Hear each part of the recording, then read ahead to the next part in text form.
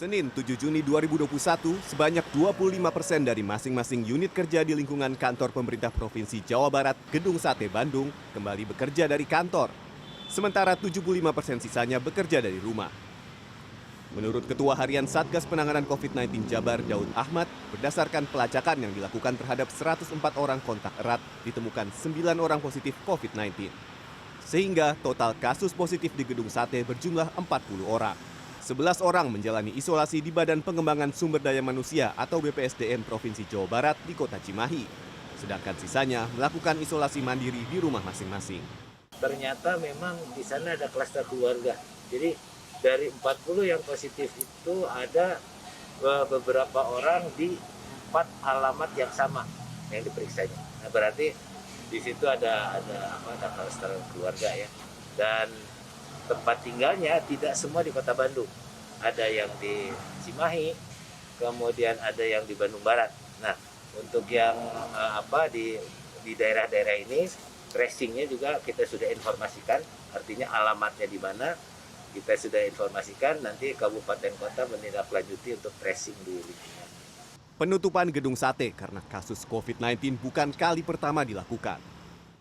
Sebelumnya pada Agustus 2020 lalu, Gedung Sate juga sempat ditutup sementara, menyusul ditemukan ada 40 pegawainya yang positif COVID-19.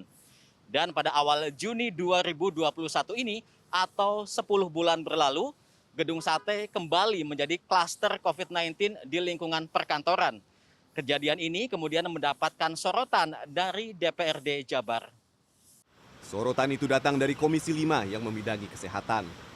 Anggota Komisi 5 DPRD Provinsi Jawa Barat, Siti Muntamah, menyayangkan Gedung Sate sebagai institusi yang menerapkan protokol kesehatan secara ketat menjadi klaster COVID-19. Hal itu mencerminkan penanganan COVID-19 yang dilakukan pemerintah Provinsi Jawa Barat belum maksimal. Kondisi ini turut diperparah dengan tidak adanya Kepala Dinas Kesehatan Provinsi Jawa Barat definitif, sehingga kebijakan yang diambil masih tumpang tindih.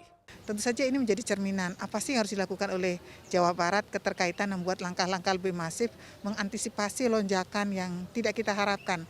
Yang hari ini Jawa Barat dikatakan sebagai provinsi ranking terbanyak begitu ya, mengalahkan DKI. Untuk itu sepertinya kami Komisi 5 akan memanggil secara khusus Kepala Dinas Kesehatan PLT, kemudian meminta Satgas untuk menjelaskan apa yang harus dilakukan. Ini belum dilakukan ya. Jadi kita masih berkoordinasi dalam hal ini. Sebelumnya pada Kamis 3 Juni 2021, Gedung Sate ditutup sementara untuk umum karena 31 pegawai positif COVID-19. Kasus ini berawal dari satu orang di salah satu unit kerja yang terpapar COVID-19, kemudian menularkan ke rekan kerja lain. Kebijakan penutupan sementara ini membuat Setda Jabar mengeluarkan kebijakan tentang penyesuaian kerja di lingkungan Gedung Sate. Zayul Haq, Sidki Irfan, Bandung, Jawa Barat.